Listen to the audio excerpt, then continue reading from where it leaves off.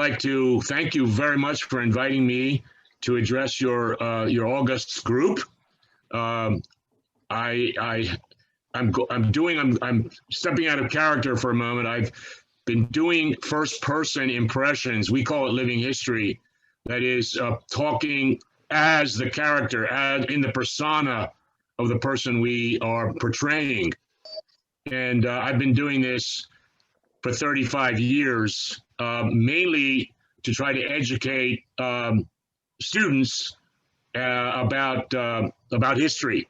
And so I always insisted on, anytime I was in person, actual in-person presentations, of being introduced as General Meade, because it sets up kind of an atmosphere of credibility. And I've actually, I hate to say this, but I've actually had children crying when I told them that I was really dead. So it must have worked. But I'm going to try to emulate that, somewhat. And so I'm going to introduce myself as Major General George Gordon Meade. Now, I was born on December 31st, 1815 in Cadiz, or Cadiz as the Spanish say, Spain. So in a sense, I guess you could say I'm a European, except that my family, my father, mother, they were natives of Pennsylvania and the United States, of course. And he was a diplomat serving as the United States consul in Cadiz and as the naval agent for our fleet, which would come in and out of the port of Rota there, the naval base of Rota, where he would take care of all their needs and so on. So he was quite wealthy. He was a businessman. He owned a shipping company and so on. So we and most of my siblings were born in Cadiz. There were 10 children, 11, actually 10 that survived. And 2 of them were born in Philadelphia. The rest were born in Spain. So I don't want to go into a whole lot of background. I did want, because it might be tomorrow morning before I get finished. But I wanted to try to impress upon you my background, which led to I was snatched out of obscurity and placed into a position of saving the nation during our, of course, rebellion or civil war, as you would call it. So it's always good to understand where I came from. So I just like to give a little bit of background information into my life and career, and then talk about Gettysburg, because that seems to be a topic of great interest to all of you. Just remember that only lasted 4 days.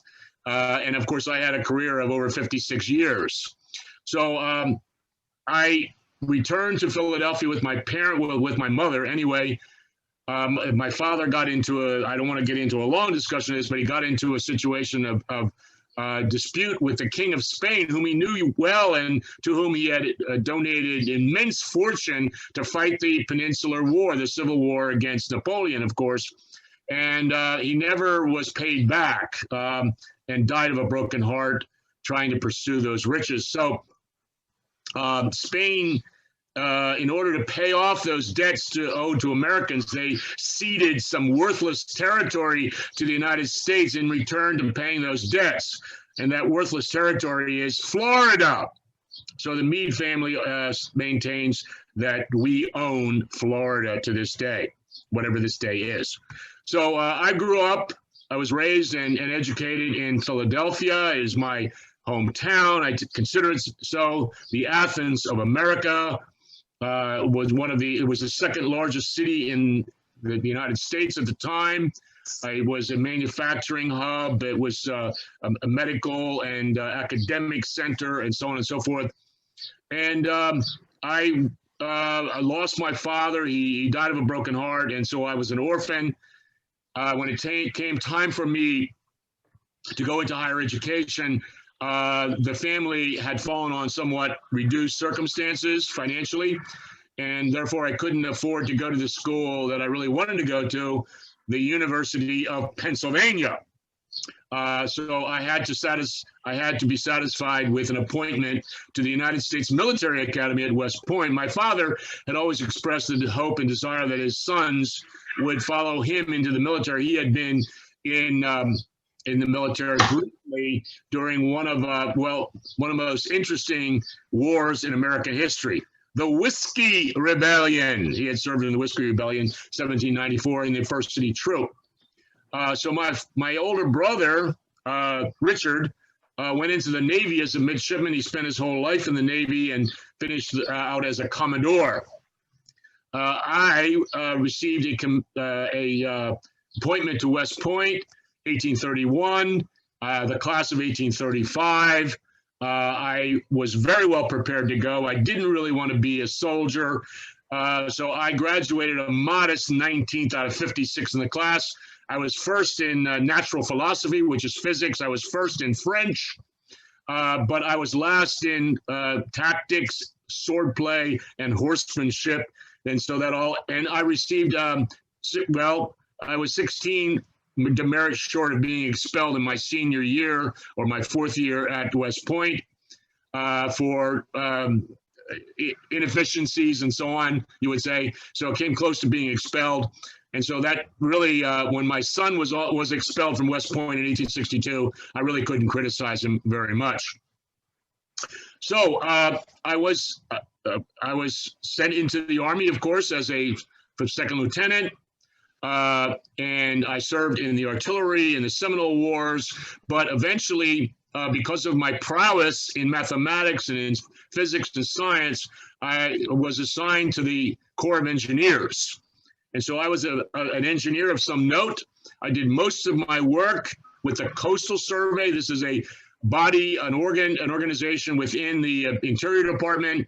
They are entrusted with maps and charts and depth soundings and protecting the coasts for navigation and so on, and also placing lighthouses near shoal points and to ensure the safety of navigation.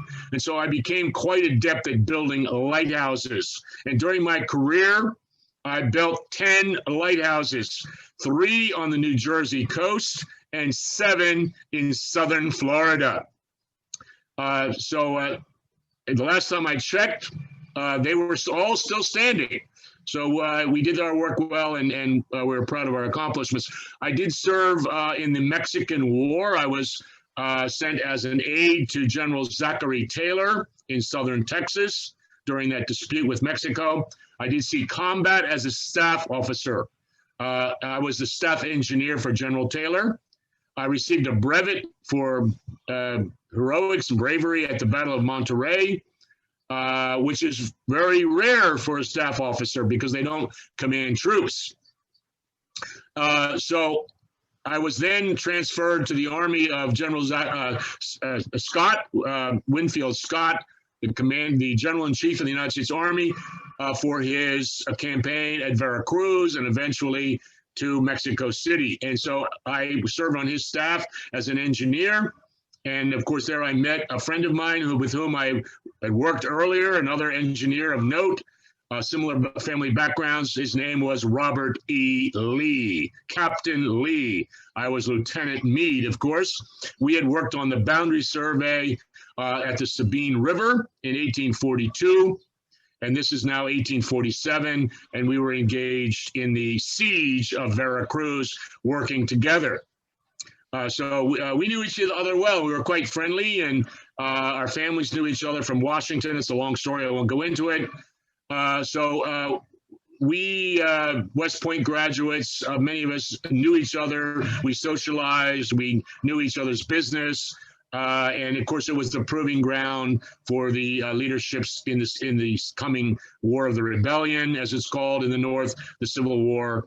And that's what I'm going to concentrate on.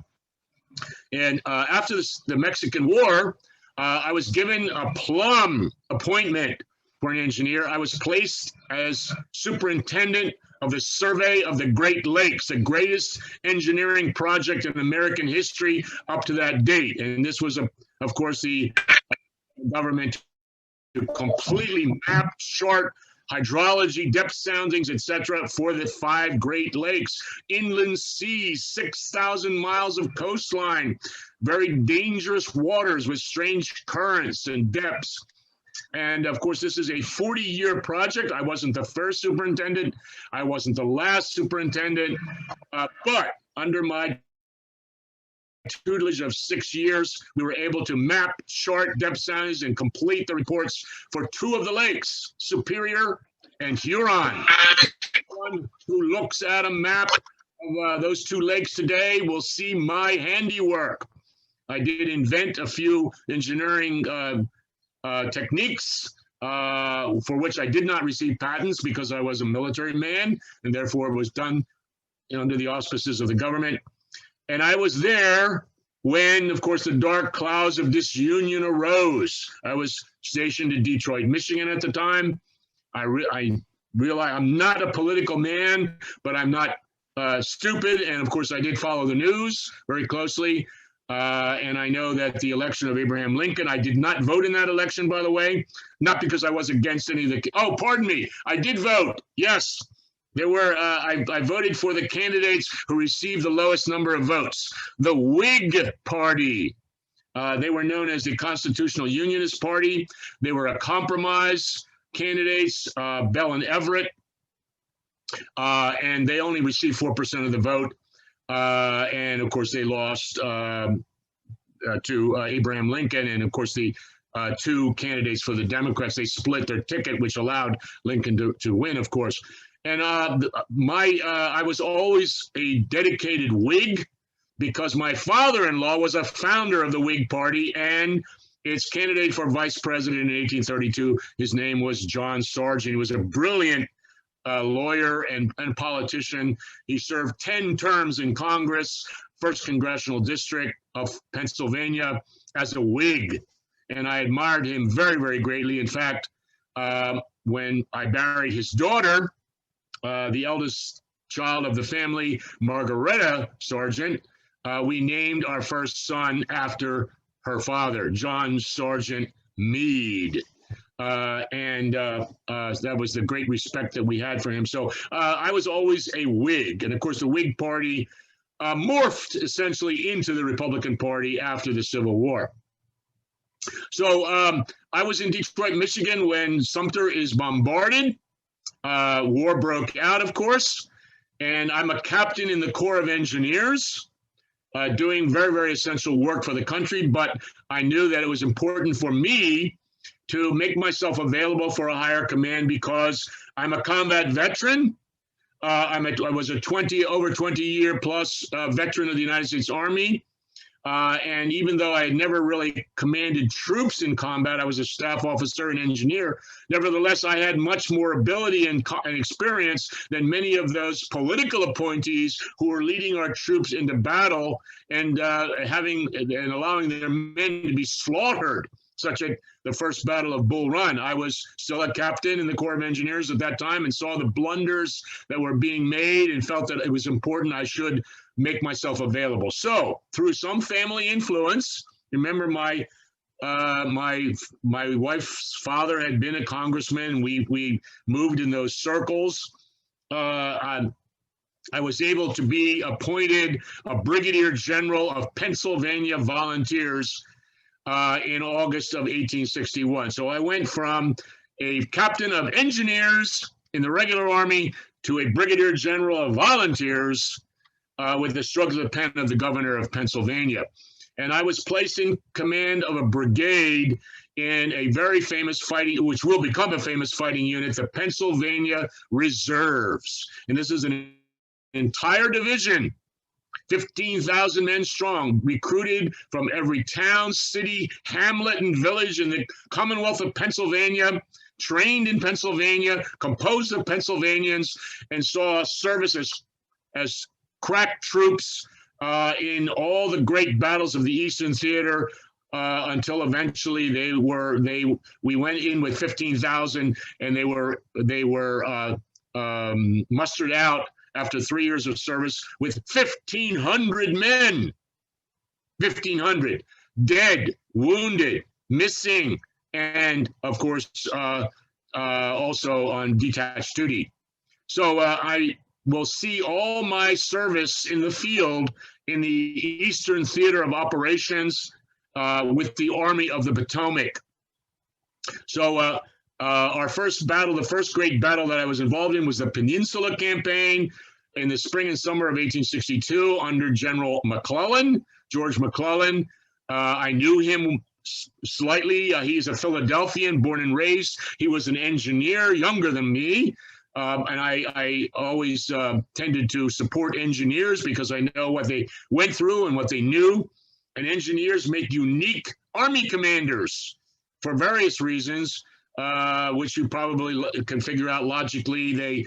They deal with minutiae, they can compartmentalize, they have grasp all the facts, they're the logical thinkers, and yet they must be decisive in their decision-making process. So McClellan was an engineer, a famous one, a brilliant one, and he, of course, had served honorably in the United States Army and in the Mexican War. He was a class of 1846. So he was 11 years younger than me. But I never, I could see that McClellan had many flaws, indecision being one of them. And so when he was relieved, of course, I was not a McClellan man at that point.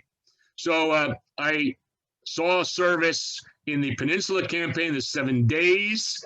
My troops, the Pennsylvania Reserves, fought gallantly, courageously, and were bloodied at many of the battles around Richmond, Beaver Dam Creek, and Savage Station, and so on during those 7 days. And finally, the next to last day, my troops were in the lead to a little crossroads called Glendale. And that's June 30th, 1862. And Lee, who had just become commander of the Confederate Army at that point, replacing Johnston, who had been wounded, he attempted a breakthrough through our lines. We were trying to withdraw to the James River from the north of the peninsula to the south of the peninsula in the James, where the gunboats and supply ships and so on were all stationed. Of course, with McClellan felt it was a redirection or a withdrawal, and the men all said we were skedaddling. I guess you can take your pick.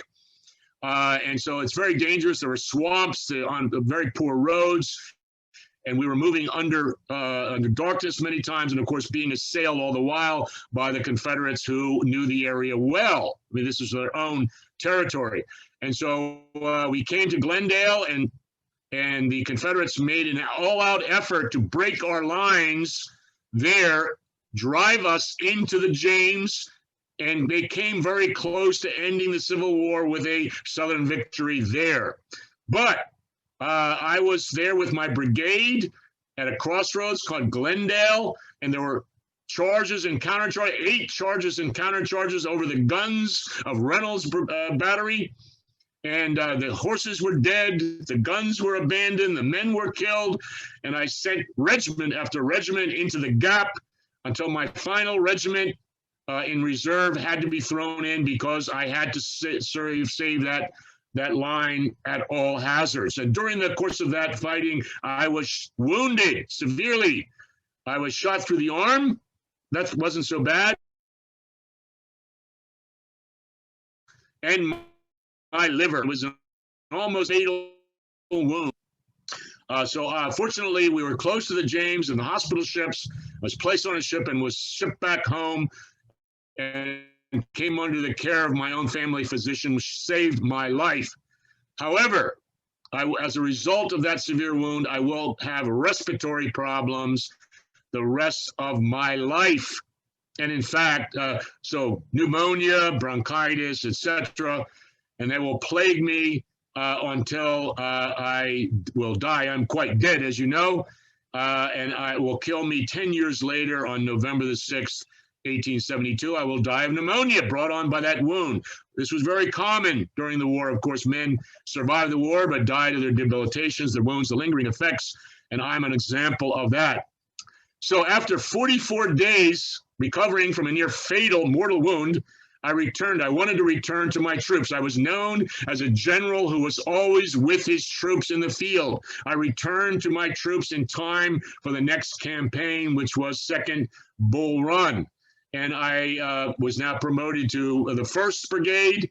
And of course, the Pennsylvania Reserves became the rear guard, which protected our retreating army from disaster in August 1862, for which we were congratulated in his official orders by General Pope. General Pope was in command. By the way, he is not Catholic.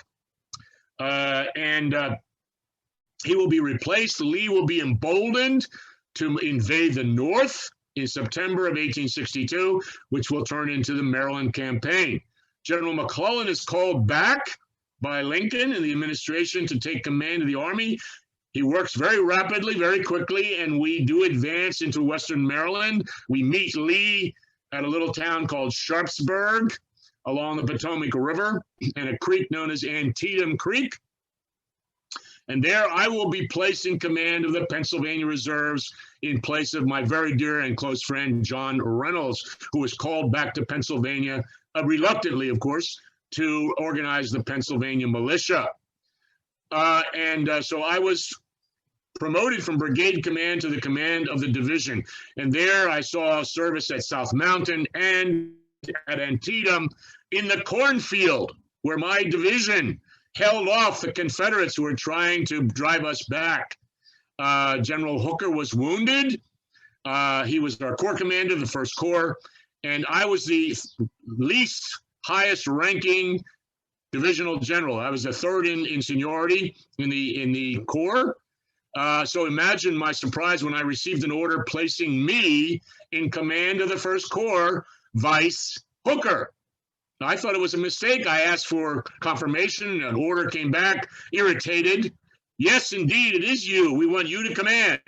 And so I was placed in command of the 1st Corps. So within a week, I had gone from brigade to division to corps command. Now, this was temporary, of course, but I was able to solidify our lines on the right flank and to stave off an attempt to turn that flank by Jeb Stuart on September 17th, late in the day.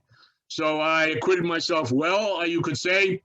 So I was in command for a week or so until General Reynolds returned, and then I went back into command of the Pennsylvania Reserves. The next campaign will be Fredericksburg in December. Very, very briefly, we were part of the left flank, the left Grand Division, under General Franklin, and there Burnside, who was now in command, General Burnside, devised this plan. It was kind of not well understood. It was ill explained.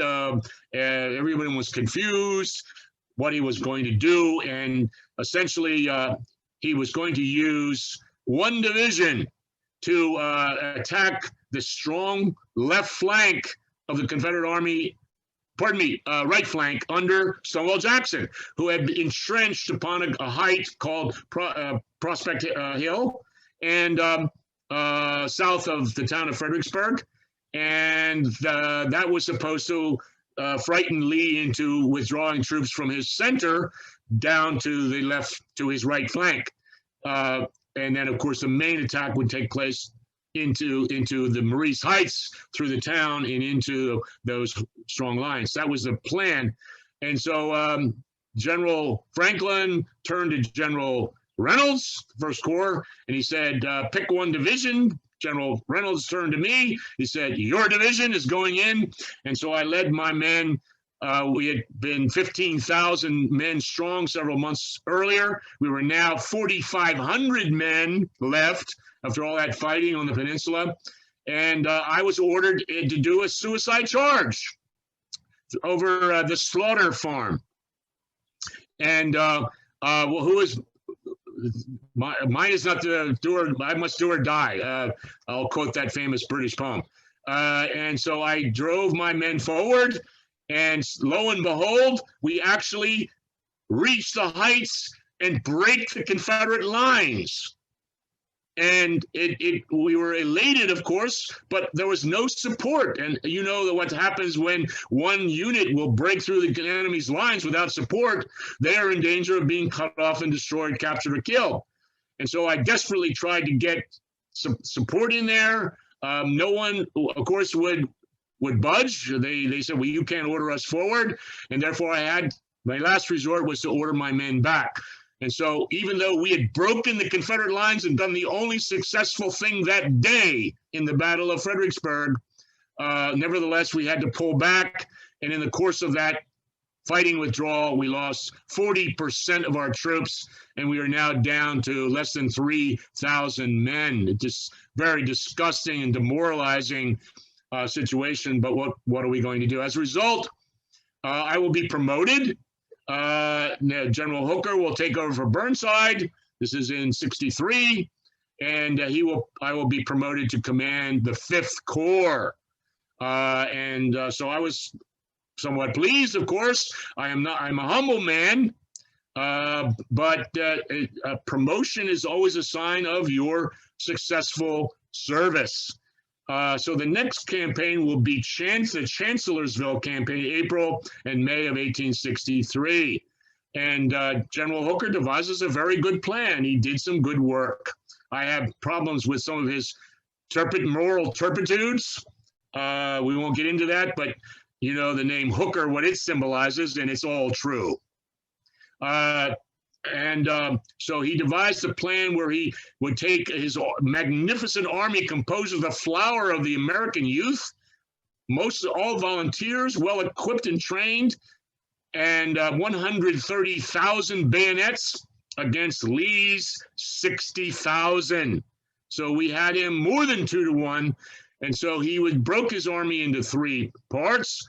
One part to march to the right flank and come in on the left flank of Lee, one to stay put facing Lee at Fredericksburg, and one to go south and threaten his right flank. The main thrust, of course, was to go into the left flank and through a place called the Wilderness. And my troops were picked to lead that march and, of course, that fight. And so the 5th Corps went first. We came down through the Wilderness, no enemy visible at all. We were moving ahead successfully. Very little resistance, if any. And when I got to a clearing where there's a giant house, the house is called Chancellorsville. It's not a ville, it's just a big giant house and its outbuildings. And there I was ordered to stop, and I wanted to go forward. The plan was working. It was successful. We wanted to move forward. And the order came, no, wait for Hooker. And so we did wait for Hooker. And that was, of course, and he ordered us forward. So we lost almost half a day where we could have been moving in on Lee's left flank. But we moved forward. We encountered some of the enemy who had been sent, but we were moving them. We were driving them, and I received an order. Imagine my chagrin and my surprise when the order said, fall back, fall back. And I sent for confirmation, and yes, it was confirmed. And so I had to withdraw my troops back to Chancellorsville, even though we were almost out of the Wilderness, and where superior firepower and troops could be brought to bear. So I saw Hooker and I said, General, why did you withdraw? The plan was working. Everything was fine. We had light resistance. What's the problem? He said, things are going too well. Lee must have something up his sleeve.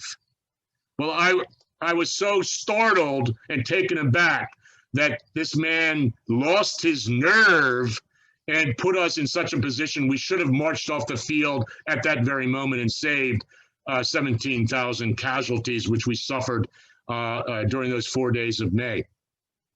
So now the Battle of Chancellorsville is over. We retired back to our original camps, Falmouth and so on, and there are rumors rife that Hooker's going to be replaced. The government has no confidence in him and so on. And you always know that something's wrong when politicians start to show up in the camps.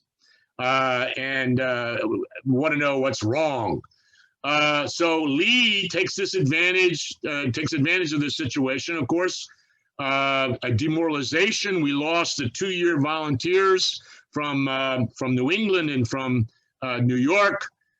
We had lost 17,000 casualties at Chancellorsville. Our magnificent army was down to about 90,000 men. We had lost all of these troops. We were in a weakened state. We were demoralized.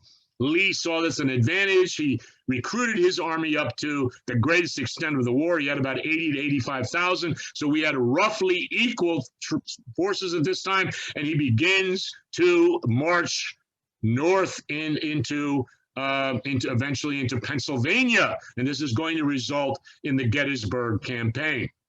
So he stole a march on our army. It was about 4 or 5 days before General Hooker realized what Lee was doing. Reconnaissance revealed that. Lee skillfully advanced over the mountains and into the valley of Shenandoah, the Shenandoah Valley. He was marching north up the valley and barricading the passes through the various mountains there to deny us the reconnaissance and information and dispositions and so on that we needed. And so he was ahead of us. He reaches Pennsylvania in late June of 1863, brushed aside the Harper's Ferry garrison and others and marched forward. We were about 4 days behind. I never saw Hooker. He never called us together to explain his plans. We simply received orders. Each day an order would come in. You will march to such and such a place and wait for further orders and so on. That's how the march went. I crossed the Potomac River with my entire corps, about 10, 11,000 men, wagons, horses, ambulances, ammunition, etc. You can't imagine the difficulties it is to cross an army across a river under combat situations. We marched 30 miles and we went into bivouac just south of Frederick, Maryland. Now, Frederick, Maryland is my second favorite city of all, Philadelphia being number one, of course, because there at Frederick, I was promoted twice in my career. Once in September of 1862 to division command, and now I'm going to be promoted again, although I knew nothing about it, because I went to a fitful sleep on the evening of June 27th and 28th, 1863. I was awakened at 3 o'clock in the morning on June 28th from a fitful sleep by a staff officer from Washington. And I knew the staff officer well. I knew there was something up because nothing would have gotten him out of Washington to come to the front unless it was very serious. And he said, the first thing he said to me as I woke up, General, I have bad news for you. And certainly it was, because I said, well, what could that be? My first thought was that Hooker had finally found a way to blame the defeat of Chancellorsville on me. But my conscience was clear, and so I discounted that immediately. And he said, no, General, I have an order from the president in my hand placing you in command of the Army of the Potomac. This is June 28th, 1863. The greatest battle in American history up to that point is going to be fought in 2 days, or will commence in 2 days. So you can imagine my chagrin. I tried to decline because I felt I wasn't qualified. And certainly I didn't have all the facts. And I thought that General Reynolds, my very, very dear friend who was in command of the 1st Corps, I was in command of the 5th Corps, should be placed in command. Well, it turns out that General Reynolds will visit me on June 28th to congratulate me. I always said, John, you should commiserate with me. And I asked him, why weren't you picked? You are the best soldier in the Army. You have the best reputation. Why weren't you picked? And he said, well, I was contacted in early June by the government and offered the command, and I turned it down because they wouldn't give me full control. I said, well, this is going to ruin my career. I said, but John, I want you to help me plan this campaign so we can defeat the enemy. They are loose in Pennsylvania, and this could be the end of our country as we know it unless we win the victory here. So we devised a plan. I won't get into all the details, but I give John Reynolds much of the credit for the successful campaign and the Battle of Gettysburg and our great victory there, even though he will be killed, of course, in action on the morning of the first day of the battle. Our plan was, of course, Lee was known to be loose in Pennsylvania. He was known to be as far east as the Susquehanna River and as far west as Greensburg. That's over a 100-mile front with mountains in between. And I knew that, of course, we couldn't cover 100 miles, and most we could cover with our Army a 60-mile front. So we speculated that Lee, when he realized that we were approaching, would probably want to consolidate his army east of the mountain, the South Mountain Range, so that he could fight us on open terrain to his advantage and win that great victory that he was looking to achieve, and then declare independence for the South or negotiate some sort of independence or autonomy for the South and end the Civil War with a Confederate victory. But he would want to stay close to the mountain in case, and all good generals plan a plan B, a fallback position in case they are defeated, a way to extricate themselves.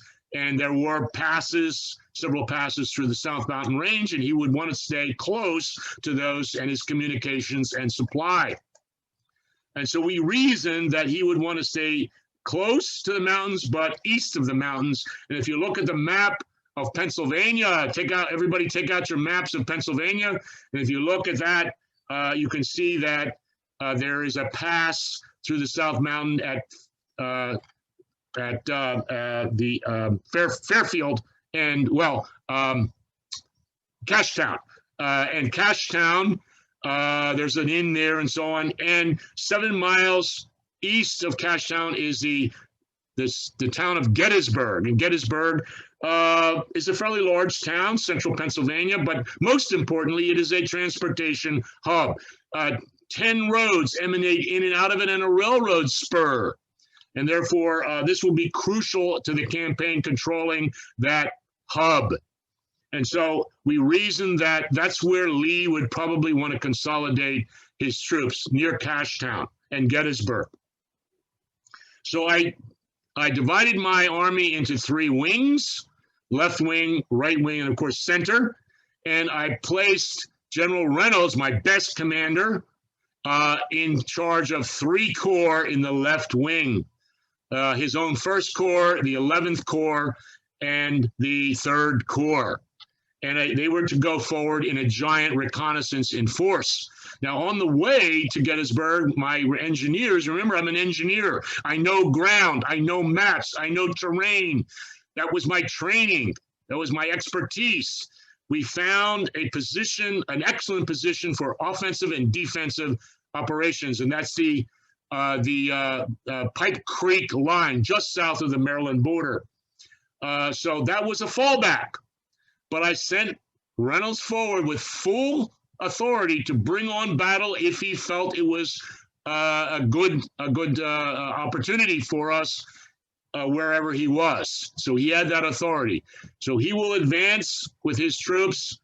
Primarily, first of all, the cavalry was there. They performed magnificently in the campaign. Buford's 1st Cavalry Division was on the left, and they encountered the enemy on the 29th of June, and on the morning of July 1st, Wednesday, they engaged in a withdrawal, a fighting withdrawal to delay the approach of some of Lee's troops under Heath.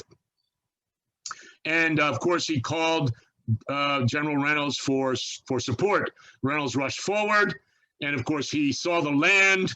He met with Buford at the seminary, the Lutheran seminary there in the clock tower, the watchtower of the seminary building. He was able to view the field, and he looked around and saw that there was good ground, and he sent back a message that he would hold that ground.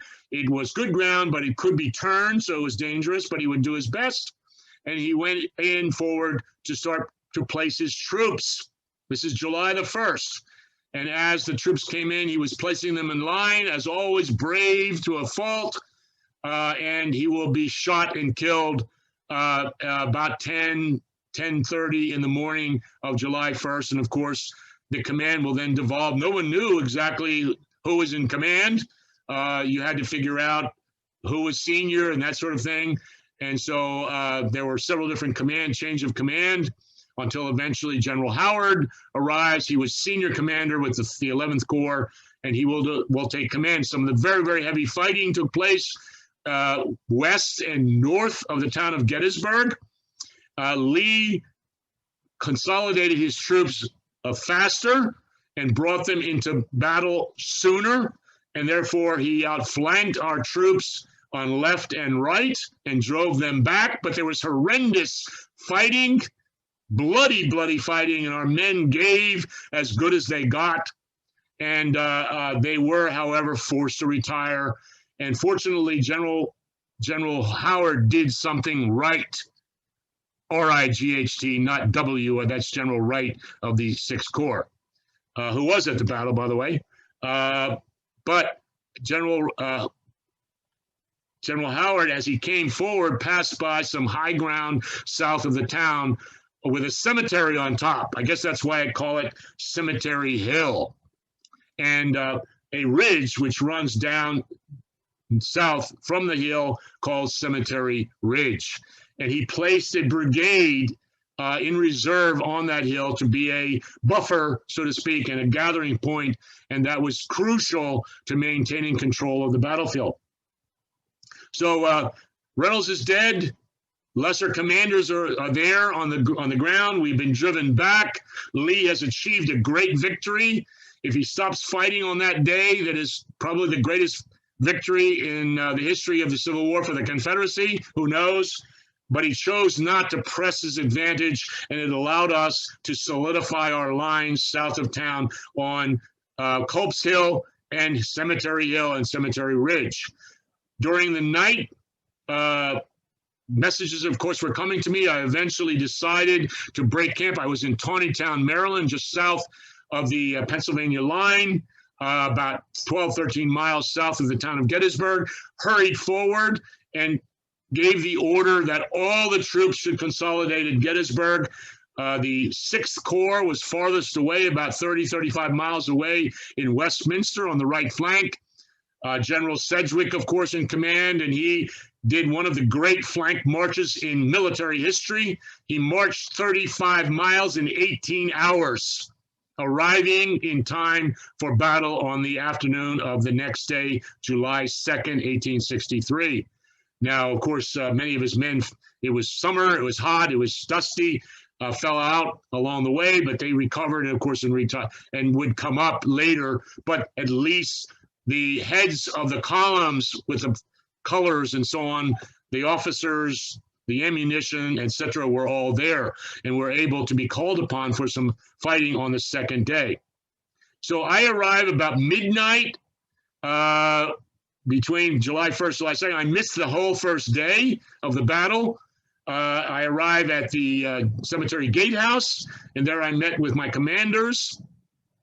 And I decided that I would do a thorough investigation and analysis of the terrain with my engineers, with General Gouverneur Warren, who was the staff engineer of the Army of the Potomac, and we rode the lines and we worked out a plan. And the plan was we had the luxury of being able to fight on the defensive. We are on our own home territory, just as Lee had been in Virginia. We had good high ground that we could take and occupy, like he did at Fredericksburg and elsewhere. And we had the possibility of having quick reinforcements and supplies coming in from all areas, which Lee did not. And so we had the luxury of fighting on the defensive and inviting him to attack us, just as he had done in Virginia. And so I devised a plan, the right flank to rest on Culp's Hill, the left flank to rest on the Round Tops elevation south of the town, and in between the ridge, developing our line. And we had enough troops that could cover that line, and we could then invite attack. So that occupied most of the morning of July the 2nd, and troops were arriving from all different directions up the Emmitsburg Road, up the Town Road, etc. And they were placed in line at that time, and then a great faux pas will take place.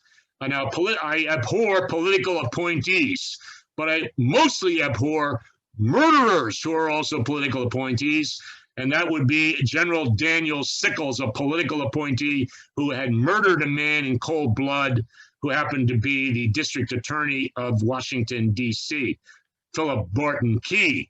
He was not a soldier. I mean, he was masquerading as a soldier. And however, through political connections, he was in command of the 3rd Corps. His corps was given a position in the line. He didn't like it, and he had always been allowed to do whatever he wished by Hooker and other commanders, and principally at Chancellorsville, for an example. And therefore, he looked out ahead of us from his lines and saw some higher ground that he thought was better, about 3/4 of a mile in advance along the Emmitsburg Road, and without receiving orders, asking for orders, or even telling the troops on the right flank, General Hancock's troops, he simply marched his entire corps out a mile out of the line, exposing both flanks and denuding our high ground behind him of our troops. So I found out about this from staff officers and others who said, you better see what Sickles doing. And so I jumped on my horse, Old Baldy. Actually, it wasn't Old Baldy. He was being fed at the time. I borrowed General Alexander. No, pardon me. I'll think of it in a minute. Anyway, I borrowed his horse. Pleasanton, General Pleasanton, the cavalry commander's horse, and rode out to the peach orchard to confer with Sickles. And when we got there, we had an argument. And I said, General, you're out too far. He said, well, this is higher ground. I said, yeah, 7 miles further out, there's higher ground, but the enemy occupies it. You can't just simply take that. This is disputed ground, and you can't. It's untenable. And he said, well, do you want me to retire? And I said, well, yes, immediately. And he said, well, all right, I will. And just at that moment, the Confederate assault on the left flank, that is our left flank, his right flank, under Longstreet, took off and was initiated. And I said, well, the enemy is not going to allow you to withdraw, so I will find troops to support you, but you're probably going to lose them all and all the guns that I send forward, but do your best. Sickles, of course, will be wounded. He will lose a leg. Of course, it won't impair him from getting involved in politics until he's 93 years old, when he died in 1914. And he told everybody that he won the Battle of Gettysburg until his dying day. Nevertheless, I then sped about the battlefield trying to find support, eventually sending elements of 4 different corps to bolster the 3rd Corps line on the 2nd day. And at the end of that very, very vicious, bloody fighting on the 2nd day at Gettysburg, July 2nd, 1863, the 3rd Corps was back. Pardon me, I'm reading a message here from, not sure when you are planning to finish. All right, I'm July 2nd, I'm going to finish with July 3rd. So the 3rd Corps was back to its original position where it was ordered to take and hold at the beginning of the campaign. But they suffered 50% casualties. They lost guns and flags. And of course, this will be, if you break out the 2nd day at Gettysburg as its own battle, it is the 4th bloodiest battle of the Civil War, 20,000 casualties on that one day alone, both sides being Americans, of course. And so the fighting will die down somewhat, although there's fighting on the right flank and elsewhere, skirmishing. but I felt it was important for me to meet with my commanders because I had just been promoted, and we had, of course, a number of casualties and so on. I wanted to find out how their troops were, what their dispositions were, etc. So I called a council of war for midnight at my headquarters, the Leicester House behind the lines. It wasn't a council of war in the sense of Napoleon where you would vote on strategy and so on. No, I already knew what we were going to do, but I wanted to have them buy into and empower them to have a say about what the plan was. And so we decided that we would stay. We would invite Lee to attack on July the 3rd. We would then, if he didn't, then we could move forward from there. And as we were leaving, General Gibbon, a very close friend of mine from the old army, whose troops of the Second Corps were in the middle, said, well, General, if Lee comes tomorrow, where will he come? And I said, General Gibbon, if Lee comes, he will come right at you into the center of our line. And he said, well, why would he do that? And he said, well, I said, well, I know Lee. He attacked our flanks. They shook but held. He's going to think we stripped our center of troops to bolster the center. And he said, well, if he comes, we'll be ready for him. And indeed they were. And this will, of course, result in the great charge known as Pickett's charge. Although there were 3 divisions, Pickett was the largest division. Of course, Virginians, they get all the credit or whatever, glory. But there were 2 other divisions involved, Trimble and Pettigrew. And after the greatest cannonade in American history, 150 cannon firing into the center of our line, trying to soften us up, he launches this great assault, 13,000 men, the flower of the Confederacy. And of course, they will march 3/4 of a mile and attack our center. They will be cut down by cannonades, by musketry. And by the time the group enters our line in the center, there were only about 500 men left. They were quickly overpowered, captured, killed, and the rest driven back. And they retired back. And of course, we repulsed his charge and we had victory. And that, of course, the 3 bloodiest days in American history, 51,000 casualties total in the 3 days, both sides being Americans. About 23,000 on our side, about 28,000 on the Confederate side. And Lee, of course, realizes that his invasion and his vainglorious hope to achieve an outright victory on the field and independence for the South had ended. And his one thought was now to retire back to the safety of Virginia. And what I'm going to do is, I will tell you this, ladies and gentlemen, thank you for your kind attention. There is Meade after Gettysburg. And in fact, I will remain in the Army until my dying day. Again, November the 6th, 1872. And of course, after the war, great victory, of course, I was promoted to 3rd in seniority by Grant. So it was Grant number 1, Sherman number 2, Meade number 3.